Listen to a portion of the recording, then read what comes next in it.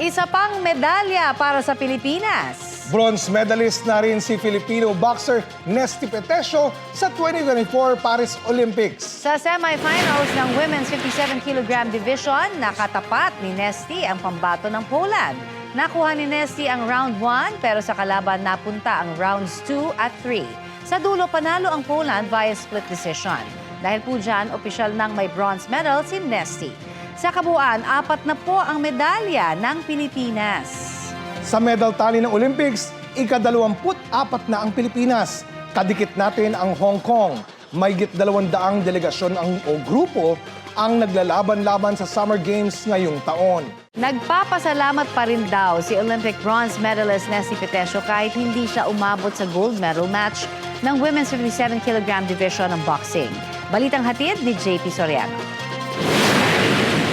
Bronze medal para po kay Nesty Petesio. Ito nga ang karangalang iuwi ng ating kababayan, pero natalo po siya sa laban nila ni Julia Seremeta ng Poland sa semifinals ng Women's 57 kg division boxing sa Paris Olympics.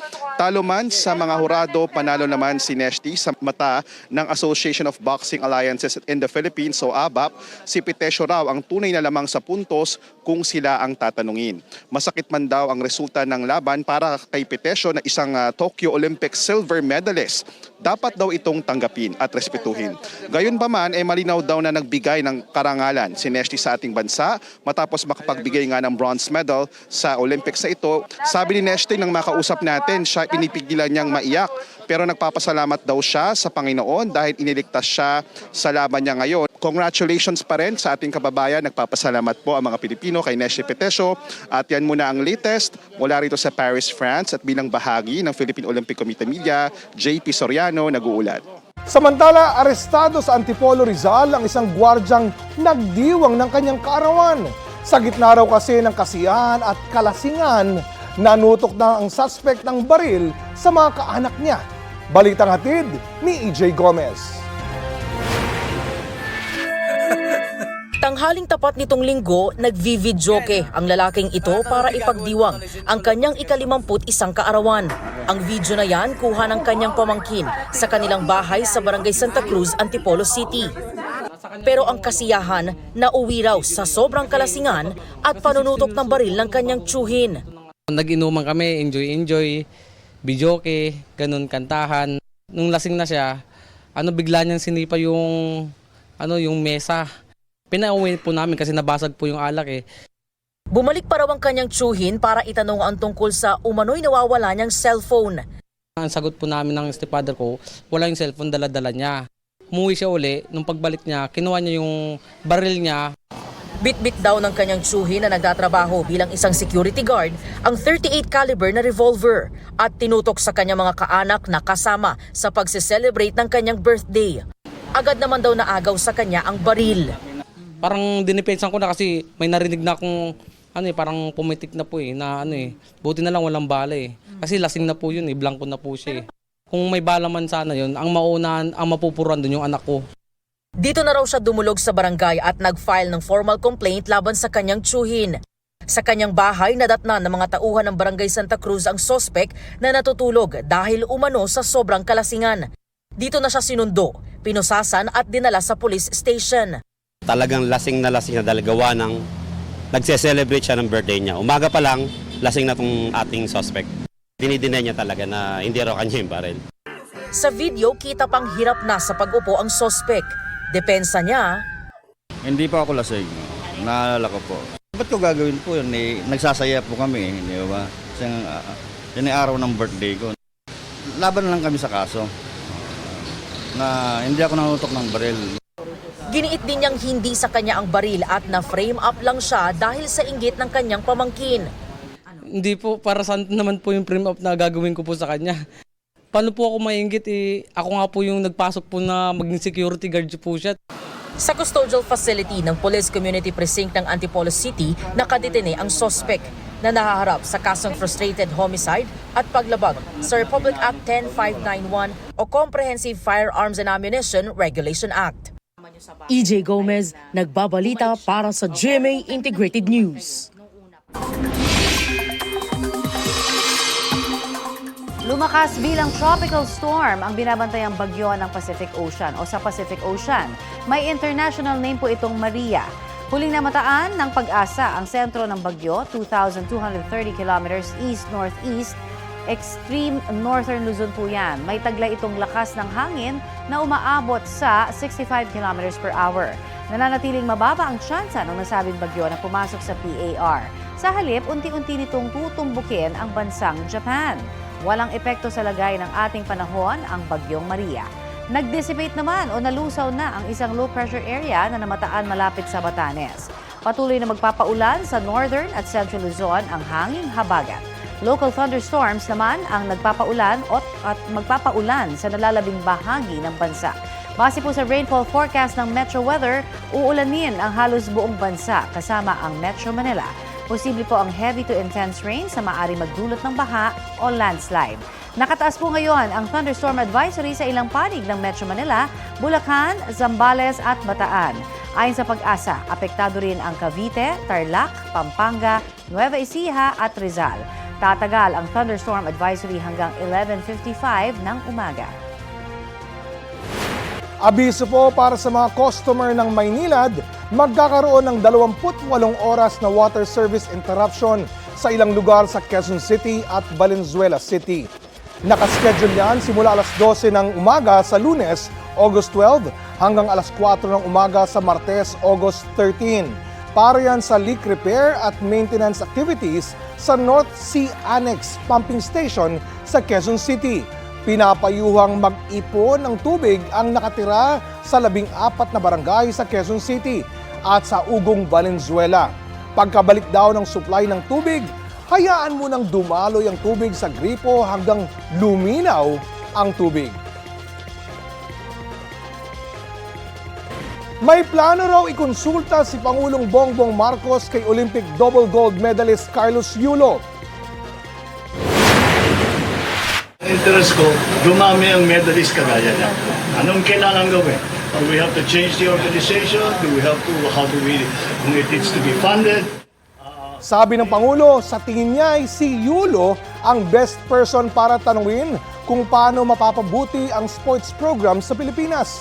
Sa 100 taon na pagsali ng bansa sa Olympics simula 1924, 18 medalya pa lang ang naipapanalo ng Pilipinas. 3 riyan ang ginto. Ilang minutong nakahandusay sa kalsada ang rider na yan matapos masalpok ng kotse sa De Venecia Highway Extension sa Dagupan City. Sa lakas ng impact, tumilapon siya ng ilang metro mula sa motorsiklo. Ayon sa pulisya, napunta ang motorsiklo sa linya ng kotse kaya naaksidente. Tumanggi mo nang magbigay ng pahayag ang driver ng kotse na isang pulis. Dinala naman sa ospital ang biktima. Sugatan matapos malapitang barilin ang isang lalaki sa Calamba, Laguna nitong Lunes. Ayon sa investigasyon, makikipagkita sana ang biktima na nakausap niya online na pagsasanglaan sana ng kanyang motorsiklo. Kwento ng biktima sa pulisya, dumating siya sakay ng kanyang kotse nang bigla na lang umano siyang pinaputukan sa muka.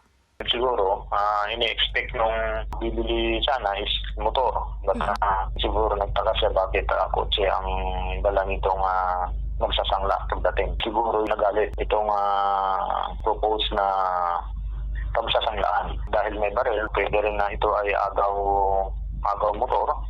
Matapos daw ang pamamaril, naglakad lang palayo ang sospek at kalaunay sumakay ng motorsiklo. Hirap ang mga pulis na matukoy ang pagkakakilanlan ng sospek dahil dummy account umano ang gamit niya sa pakikipagtransaksyon sa biktima.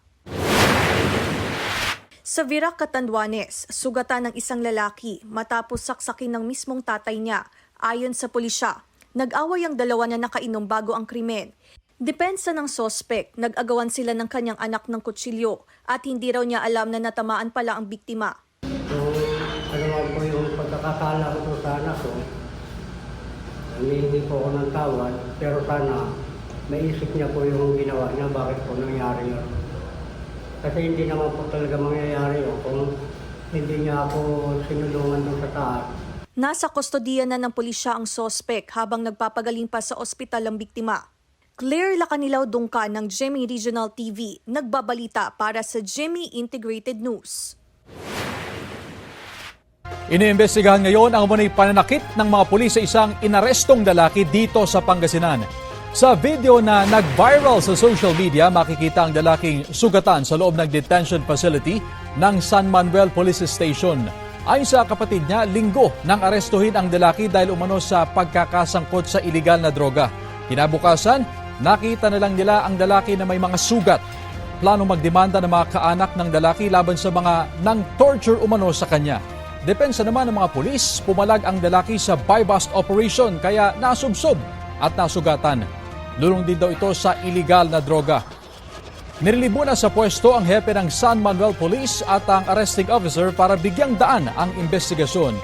Pinoproseso na rin ng pulisya ang posibleng pagsasampa ng kasong cyber libel laban sa uploader ng video. Bumuo ng joint team ang Philippine Coast Guard at National Bureau of Investigation para imbestigahan ang posible umanong oil smuggling sa Bataan. Ayon kay PCG Bataan Station Commander Michael John Encina, nagpulong sila ng NBI tungkol sa relasyon ng 3 barkong nagdudulot ng oil spill doon. Kumakala pa raw ang parehong ahensya ng karagdagang impormasyon sa insidente gaya ng datos ng mga barko at panayam sa kanilang mga crew. Base sa inisyal na investigasyon ng PCG, na aksidente ang mga barko sa kasagsagan ng masamang panahon. Sa isang pahayag naman, pinuna ni Vice President Sara Duterte ang ilang ahensya ng gobyerno. Ayon din sa bise, ang bansa ay pinamumunuan ng ilang opisyal na wala raw katapatan sa trabahong sinumpaan. Balitang hatid ni Sandra Aguinaldo. Isang mensahe para sa aniyay mga kapatid na Muslim ang inilabas ni Vice President Sara Duterte sa kanyang Facebook page. Tugon niya ito sa naunang pahayag ng 6 na Muslim tribes na nangakong magbibigay ng suporta pang-seguridad sa bise kung kakailanganin niya ito. Pero bukod dyan, naglahad din ng mga puna laban sa gobyerno ang vice-presidente. Sabi niya, tumitindig dapat ang Pilipinas laban sa panghimasok ng mga dayuhan sa domestic affairs ng bansa. Ang Pilipinas daw ngayon ay dali-dali umanong yuyuko at susunod sa kagustuhan at pangingialam ng dayuhan gaya ng International Criminal Court o ICC. Dagdag pa niya, ang Pilipinas na dapat pinamumunuan ng mga taong may malasakit at kakayanan para itaguyod ang malinis na pamahalaan at pag-unlad, pinamumunuan umano ngayon ng mga taong walang katapatan sa trabahong sinumpaan. Pinuna rin ni VP Sara ang paggamit ng pondo ng PhilHealth sa mga bagay na wala raw kinalaman sa kalusugan. Dapat daw totoong mapapangalagaan ng healthcare system ang kalusugan ng mga Pilipino. Matatanda ang naging kontrobersyal ang pagsasauli ng PhilHealth ng halos 90 billion pesos sa national government para pondohan ang unprogrammed appropriations sa ilalim ng 2024 national budget. Handa naman daw na magpaliwanag ang PhilHealth kay VP Sara kung kinakailangan. Wala umanong masasakripisyong benepisyo para sa mga Pilipino. Siguro po mas maganda nga na makausap din namin siya at para po mas maipaliwanag din ang programa ng PhilHealth at kung ano po ang mga plano. Huwag pong mag-alala ang ating mga kababayan sapagkat patuloy pa rin po naman ang pagpapataas at pagpapalakas ng ating mga benepisyo. Pinuna rin ng Vice-Presidente ang mga mambabatas ng Kamara na imbes daw na magpasa ng makabagong batas ay nagpupumilit na sumausaw sa isyu ng iba. Partikular niyang binanggit ang usapin ng kakulangan ng pulis para sa lumalaking populasyon ng bansa. Ang kakulangan daw ng pulis ay hindi malulutas sa kanilang lifetime. Matatandang binawasan ang police security ni VP Sara dahil ayon sa PNP, kailangan sila ng PNP para sa police visibility sa National Capital Region. Pinasaringan din ng bise ang mga opisyal daw ng airport na tikom ang bibig sa banta ng seguridad at hindi man lang umano nagsagawa ng investigasyon tuwing may banta. Hinalimbawa ng bise ang pagsasapubliko ng video at flight details at iba pa ng mga pasahero maging menor de edad. Hininga namin ng reaksyon ang Manila International Airport Authority pero wala pa silang sagot. Matatanda ang nakuna ng video ang departure ng pamilya ni VP Sara papuntang abroad kabakailan. Sandra Aguinaldo, nagbabalita para sa GMA Integrated News. Webes latest, mga mare at pare. Nag-sorry si BTS member Suga matapos masangkot sa drunk driving incident sa Seoul, South Korea. Sa Weverse, ikinuwento ni Suga na pauwi na siya noong Martes matapos kumain at uminom sa labas. Natumba raw siya sa sinasakyang electric kickboard habang nagpa-park sa labas ng kanyang bahay. Napansin daw yon ng isang pulis sa lugar at agad siyang isinailalim sa breathalyzer test. Ang resulta, pinagmulta si Suga at kinumpiska ang kanyang driver's license. Humingi rin ng paumanhin ng agency niyang Big Hit Music. Ayon sa inilabas nilang statement, hindi intensyon ng kumpanya na lituhin ng publiko nang tawagin nilang electric kickboard ang ginamit ni Suga. Marami raw pala yung classification at depende roon ang multa kung masangkot sa insidente. Makikipagtulungan daw sila sa pulisya. Dadagdagan daw ng pulisya ang puwersa nito sa mga train station sa Metro Manila para maiwasan ang mga insidente ng nakawan. Balitang hatid ni Joseph Moro.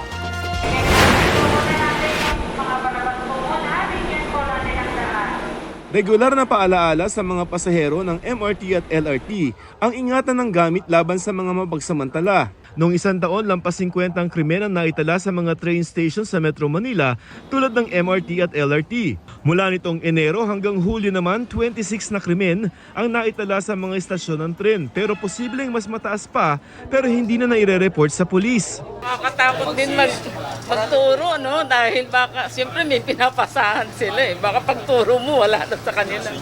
Oo, may pinapasahan sila. Tapos mamaya pag initan ka. Sa MRT Cubao, may pinakamarami, sunod sa Kamuning at Guadalupe.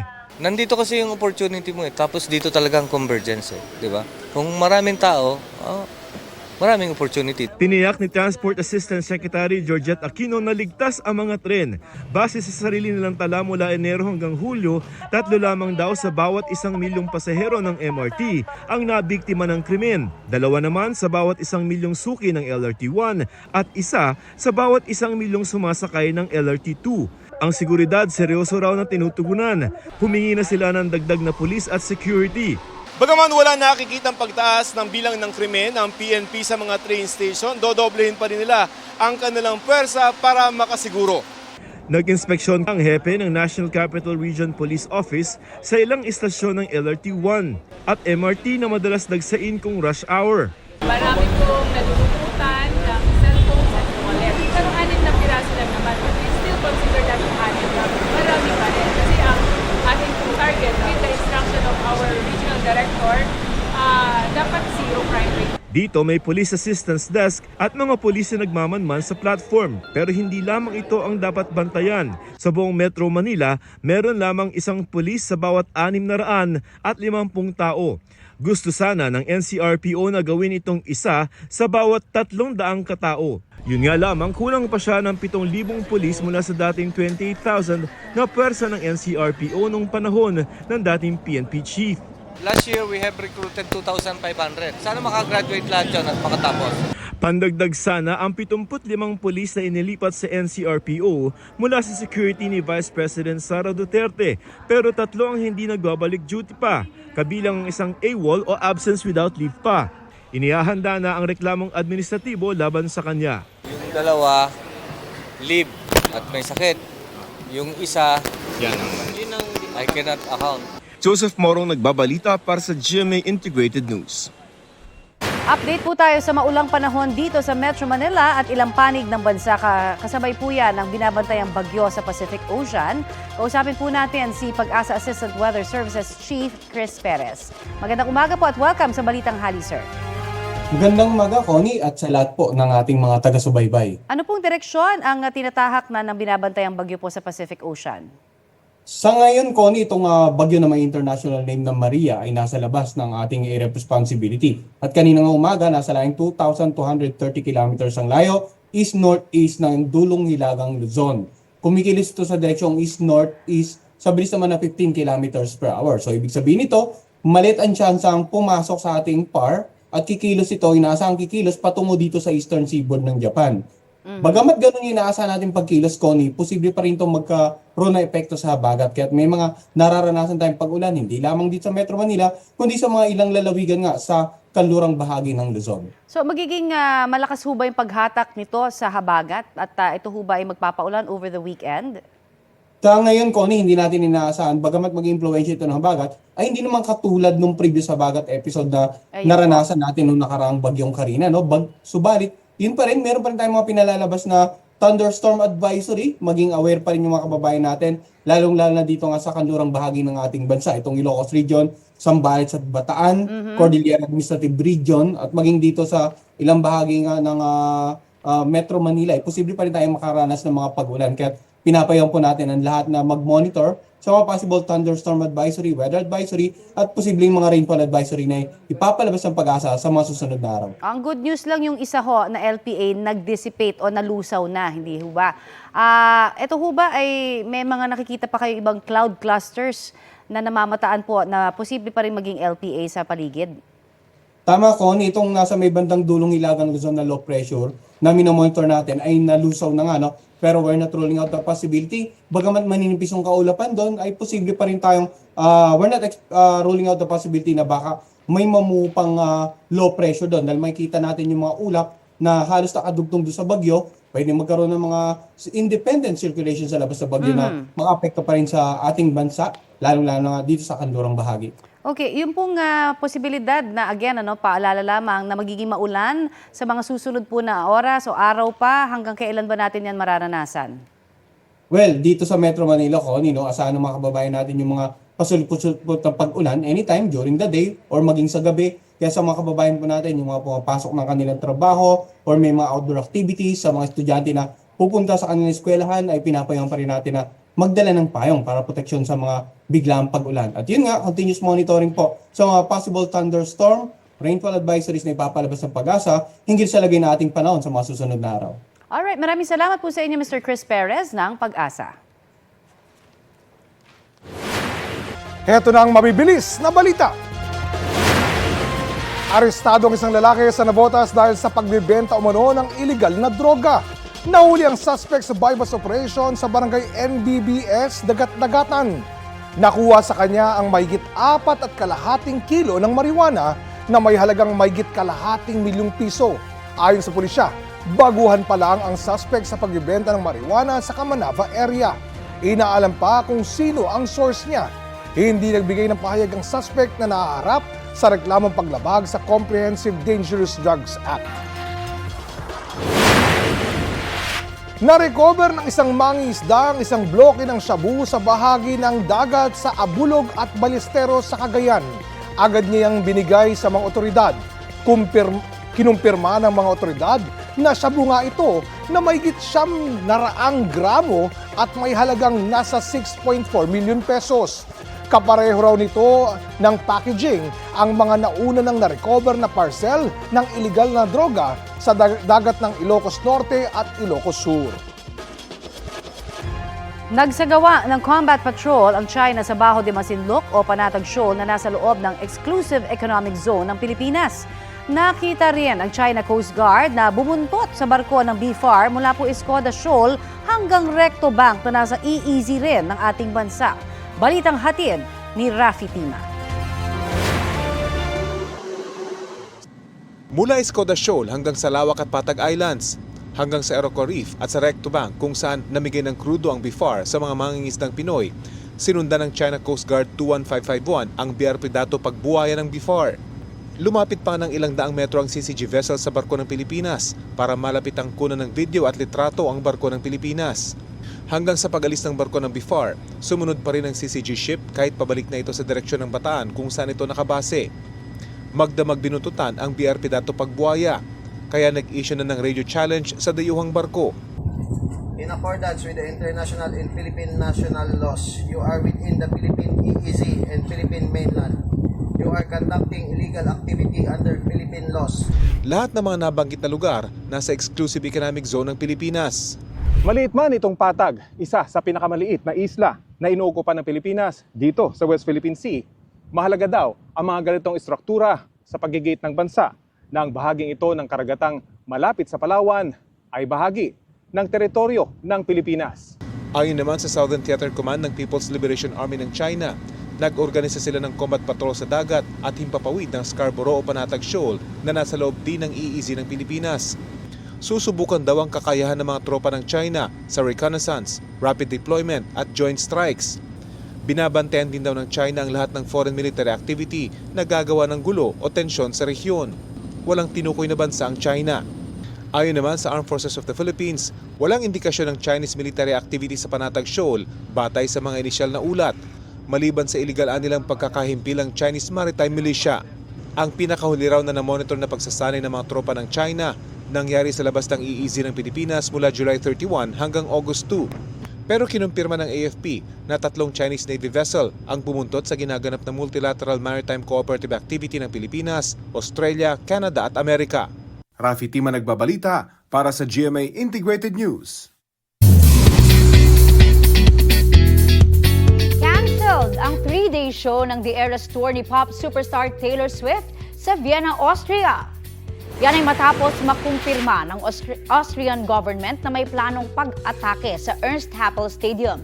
Sabi ng organizers, i-refund nila ang tickets ng fans sa loob ng 10 araw.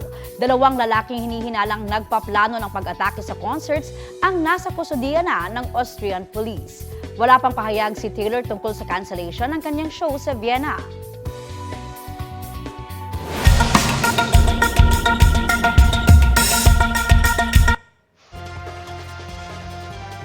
Sa pool sa CCTV ang pagguho ng 2 palapag na gusaling yan sa Guangdong, China. Kita rin po ang makapal at maitim na usok. Batay po sa investigasyon ng mga otoridad, sumabog na gas ang dahilan ng insidente. Sa ulat ng Chinese state media, 3 ang nasawi habang 1 ang sugatan. Nagkasunog sa isang palengke sa San Rafael, Iloilo. Sa Zamboanga City naman, may pinatay na mag-asawa dahil umano sa away pamilya. Ang mainit na balita hatid ni Efren Mamak ng GMA Regional TV. Hindi na nakauwi ng buhay ang isang lalaki at kanyang misis sa Barangay Buena Vista sa Zamboanga City. Binaril ang 2 na papauwi na sa nasakay ng motorsiklo. Inaalam pa ang motibo sa pamamaril. Tinitingnan ng pulisya ang anggulong rido o away pamilya.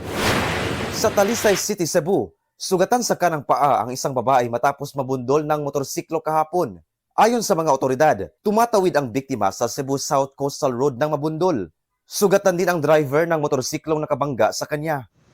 Agad na isinugod sa ospital ang 2. Inaalam pa kung nagkausap na ang magkabilang panig. Mahigit 30 vendors ang nawalan ng kabuhayan matapos masunog ang kanilang store sa palengke ng San Rafael, Iloilo nitong Martes. Mabilis daw na kumalat ang apoy dahil gawa sa light materials ang stalls at maraming paninda ang nakastock sa lugar. Inaalam na ang sanhi ng apoy. Umabot sa 9 million pesos ang pinsalang iniwan ng sunog. Efren Mamak ng GMA Regional TV, nagbabalita para sa GMA Integrated News. Sa Isabela, Basilan, nasunog ang isang motorbangka sa Fuego Island sa Barangay Tabiawan. Ayon sa Coast Guard Station Isabela, galing Zamboanga City ang bangka na may sakay na 3 crew member. Bigla raw sumiklab ang makina nito. Nagtamo ng mga paso sa katawan ng isang crew member. Maayos naman ang lagay ng 2 pa niyang kasamahan. Wala silang pahayag. Dinala na ang nasunog na bangka sa Coast Guard, Isabela.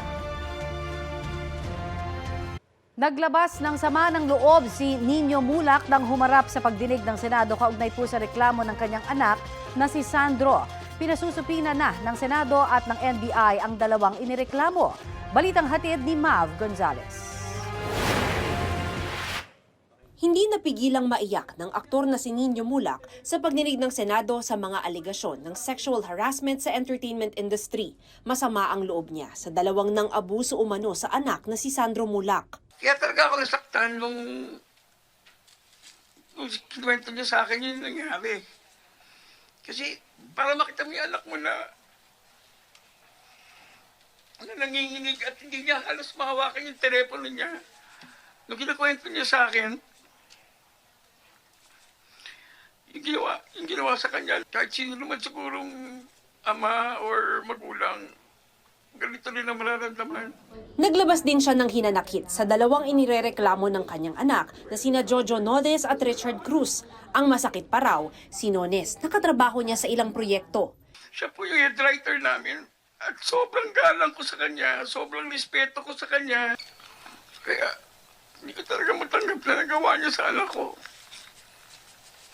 Yung isa naman, hindi ko naman siya kilala eh. Kailangan ko na lang siya nakilala nung nangyari na yung insidente. Pero sobrang sama ako yung loob ko talaga kay Jordan Oles. Tapos ngayon, binabaliktad pa nila yung sitwasyon. Binabaliktad niya na Jojo at ni Richard yung nangyari sa mga comments nila. Kwento ni Nino, sa nakababatang kapatid unang nagkwento si Sandro. Makita niyo lang po yung anak ko talaga. Kung paano niya kinuwento sa akin. Tapos nalaman ko pa na bago niya kinuwento sa akin, kinuwento niya mula sa kapatid niya. Sabi sa akin niya noon, sila sinibento siya ng kuya niya na ay bro, sana wag mangyari sa inyo nangyari sa akin. Sa kanya kasi una sinabi ni Sandro, yun nangyari kesa sa akin. Tumaas ang blood pressure ni Nino kaya sinuspindi ang pagdinig. Hindi dumalo sa pagdinig sina Cruz at Nones. Sa kanilang letter of regret, pinaliwanag nila na hindi sila makakasagot sa paksa ng pagdinig ukol sa policies ng media companies sa sexual harassment. Hindi naman daw kasi sila regular na empleyado at consultant lang daw sa network. Meron na rin daw kasong kriminal na inihain laban sa kanila si Sandro, akusasyong mariin naman nilang itinanggi. Statements that has been stated here in this letter are unacceptable. I just would like to give a piece of advice to these two gentlemen. Huwag niyo i-preempt yung aming mga tanong. Pinasabpi na sila para dumalo sa susunod na pagdinig. Ipapasabpi na rin sana si Sandro na bigong makadalo pero walang iprinisintang medical certificate pero tinanggap ang paliwanag ng kanyang abogado at ng NBI. Sandro has just undergone something that has inflicted emotional and psychological trauma. So he is not in the mental and emotional state to be attending a hearing now. Mr. Sandro Mulak po ay still undergoing psychiatric evaluation po. And psychological. So hindi po siya maaaring makadulog dahil advice po na ilimit ang kanyang pagsasalita tungkol sa mga pangyayari po. If you're going to invite Sandro here, baka additional pain na naman para abutin niya yan or whatever trauma na abutin niya. Ayon naman kay GMA Senior Vice President Attorney Annette Gozon Valdez, hindi regular na empleyado ng GMA Network sina Nones at Cruz, pero obligado pa rin silang sumunod sa mga polisiya ng network na nagsasagawa na ng sariling investigasyon. GMA does not condone. It also does not tolerate any acts of sexual abuse or harassment. We already submitted to the committee our code of conduct and our policies against sexual harassment and procedures against that. We immediately took jurisdiction over it as an admin case because we feel that there might be a sexual harassment case. So what we did was we immediately issued a preventive suspension order to the two being accused by Mr. Sandro Mulak. And now we are waiting for their reply because, of course, we follow the procedures of due process. We will conduct a fair and thorough investigation. Noong unang lumapit ang pamilya Mulak kay Attorney Gozon Valdez, humiling daw sila ng extreme confidentiality dahil sensitibo ang issue. Hinarap nga po ni Sanet sa akin yung, pero at nag-apologize po sila sa akin. Nag-sorry sila sa akin, kaya ko kayong patawarin pero kailangan pagbayaran niyo yung ginawa niyo. Nilinaw ng pamilya Mulak na hindi kasama ang GMA Network sa reklamo nila. Tutulungan niyo po ang hustisya, hindi po si Sandro ang hustisya na makuha po ang hustisya. Opo. Of course, Your Honor.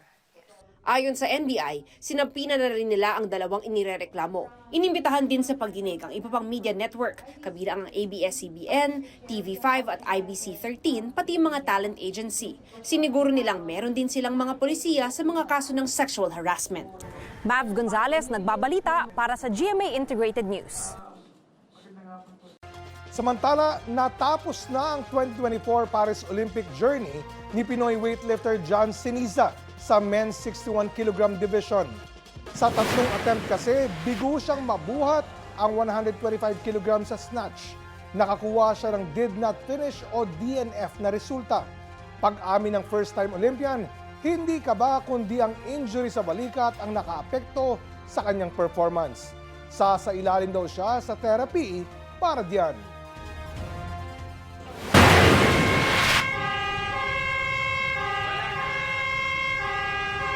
Nilamon ng apoy ang kotseng yan sa bahagi ng EDSA Ortigas Avenue flyover. Dahil sa sunog, pansamantalang ipinahinto ang maraming sasakyan na dadaan din sana sa flyover. Naapula na ang apoy at naalis na ang nasunog na kotse. Pinadadaanan na rin ang bahagi ng flyover.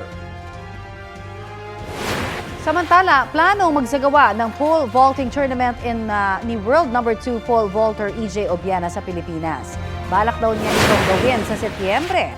Iimbitahan daw niya sa torneo ang mga kapwa niya finalists sa men's pole vault sa Paris Olympics.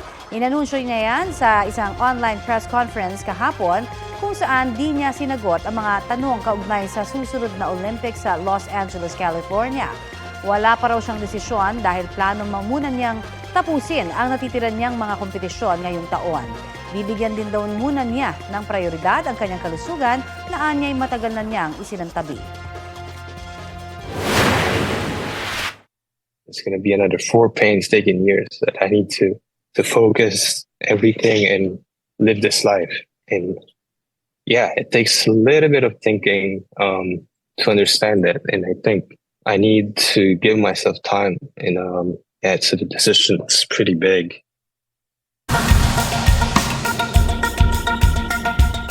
Balita sa Nepal, nag-crash ang helicopter na yan sa Shivapuri National Park sa Nuwakot District. Dead on the spot ang 4 na paserong Chinese pati na ang pilotong Nepalese. Ayon sa Civil Aviation Authority roon, nawala ng contact ang air traffic control sa helicopter 3 minuto matapos mag-take off. Nakikipag-ugnayan na raw sa investigasyon ng mga otoridad ang kumpanyang nag-ooperate na bumagsak na helicopter.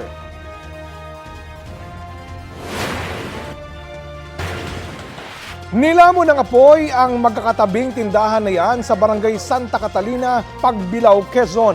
Wala pang 1 oras ang tinagal ng sunog bago ito tuluyang naapula. Hindi patukoy ang sanhi ng apoy. Isang bumbero naman ang nasawi matapos makuryente sa gitna ng pagresponde. Nagpaabot na ng tulong ang BFP sa mga naulila ng nasawing bumbero. Isinusulong sa Kamara na pahabain ang termino ng mga kongresista. Sa inihaing resolution of both houses 8 ni Ilocos Norte 2nd District Representative Angelo Marco Barba, ginawang 5 taon ang haba ng termino ng mga kongresista mula sa kasalukuyang 3 taon.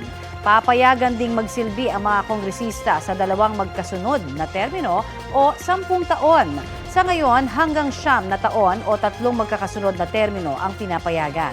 Ayon kay Barba, sa ganyang paraan daw ay maitutuloy ng mga kongresista ang kanilang mga proyekto at bawas gastos din sa mga eleksyon. Pero ayon kay House Committee on Constitutional Amendments Chair Rufus Rodriguez, hindi pabor dyan ang liderato ng Kamara dahil economic amendments lamang ang gusto nilang isulong sa charter change. Pangamba naman ni House Majority Leader Manuel Jose Dalipe, posibleng pagdudahan ng taong bayan ang motibo ng panukala bilang pansariling interes. Para maamyandahan ang term limit sa Kamara, kailangan ding magpasa ng parehong panukala sa Senado. Dati nang sinabi ni Senate President Cheese Escudero na hindi prioridad ng Senado ang charter change. Inihahanda na ang pagpapadeport sa 10 Chinese at 1 Taiwanese na nahuli dahil sa pagtatrabaho sa Zamboanga Region nang walang kaukulang dokumento. Ayon sa Presidential Anti-Organized Crime Commission, natuntun ang mga nasabing dayuhan sa isang kumpanya na sangkot sa iligal na pagmimina. Itinuturing daw sila ngayon na undesirable alien. Agad silang dinala sa Metro Manila at nakatakdang sumailalim sa inquest proceedings. Wala silang pahayag.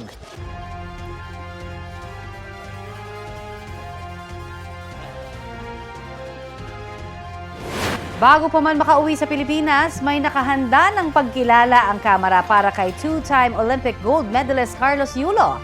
Makatatanggap po ng Congressional Medal of Excellence si Yulo mula sa House of Representatives. Yan ang pinakamataas na award ng Kamara sa mga Pilipinong may naabot sa iba't ibang larangan. Ayon kay House Speaker Martin Romualdez, karapat dapat kilalanin si Yulo dahil sa kanyang ibinigay na karangalan sa bansa. Pinaplano na rin ang Heroes Welcome sa Maynila para kay Yulo na lumaki sa lungsod.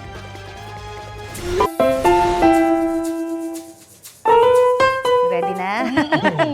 Tila may bagong dance group sa Zamboanga del Norte.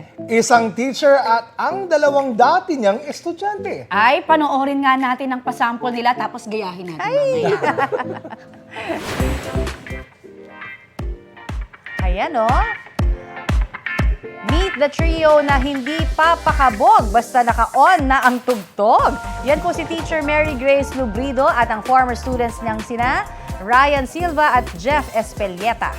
Tuwing break time o uwian, instant dance floor nila ang hallway ng eskwelahan. Paboritong bonding time noon pa man. Serving visuals at moves, kaya 3.5 million na ang video views. And a 1, and a 2, trending! Oh, ito na ha. Oh, ayan na, ikaw na. Kaya mo na yan. Tayong tatlo dapat. Oh. Sige, bukas. Parang ayaw nila. Bakit ako lang? Ikaw lang ang kayang gumawa ng mga dance moves. Ayan. At ito po ang Balitang Hali. Bahagi po kami ng mas malaking misyon. Ako po, si Connie Sison. Sa ngalan ni Rafi Tima, ako po si Oscar Oida. Kasama niyo rin po ako, Aubrey Caramper. Para sa mas malawak na paglilingkod sa bayan. Mula sa GMA Integrated News, ang News Authority ng Pilipino.